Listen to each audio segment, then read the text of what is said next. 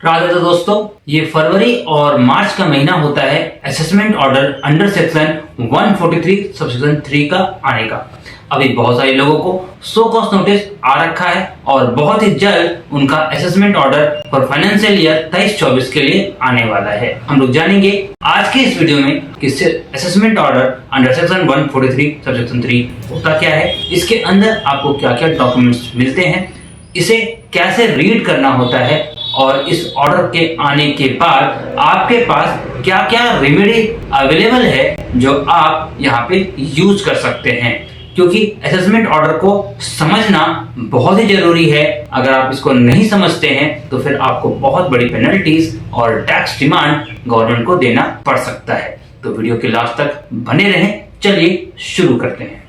Assessment order under section 143 subsection 3 ये एक ऐसा ऑर्डर है जिससे बहुत से टैक्स पेयर घबरा जाते हैं, लेकिन अगर आप इस प्रोसेस को समझ लें तो ये ऑर्डर फियर का नहीं, प्लानिंग का सब्जेक्ट बन जाता है। सेक्शन 143 सबसेक्शन 3 एक डिटेल स्क्रूटनी असेसमेंट होता है।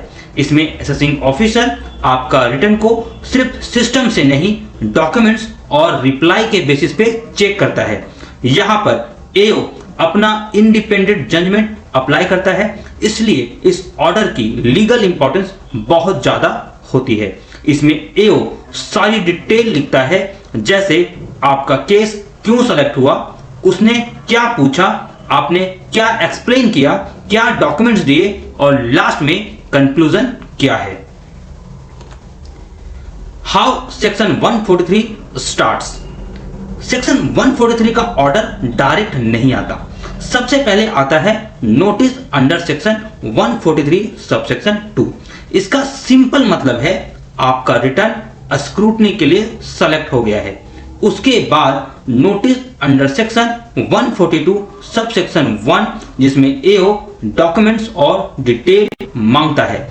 आज के टाइम में सारी कम्युनिकेशन इनकम टैक्स पोर्टल के थ्रू होती है।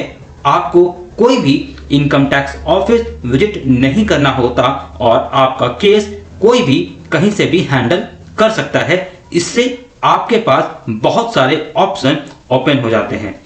ऑर्डर के अंदर वो टेबल भी प्रोवाइड करता है कि किस डेट को आपको नोटिस इशू हुआ और आपने कब रिप्लाई किया, क्योंकि डेट्स इनकम टैक्स नोटिस में बहुत इंपॉर्टेंट होते हैं। एओ क्या क्या वेरीफाई करता है।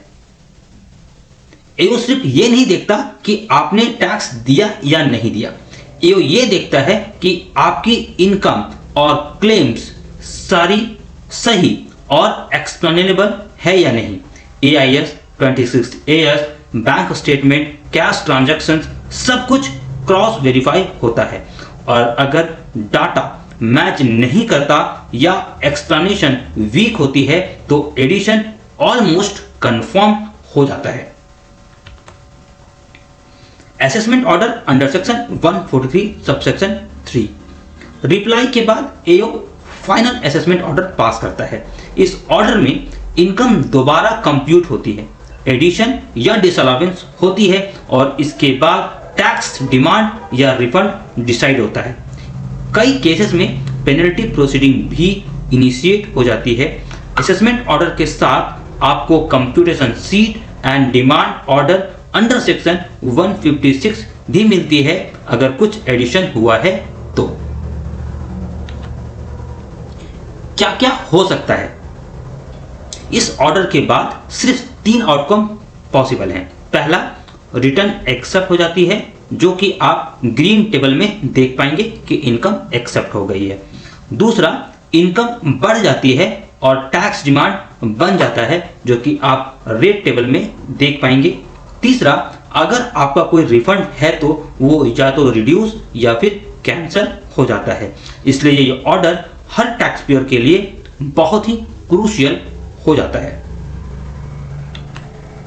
ऑर्डर आने के बाद आपके पास क्या क्या रेमेडीज अवेलेबल हैं। सबसे इंपॉर्टेंट बात है, assessment order under section 143 final नहीं होता है।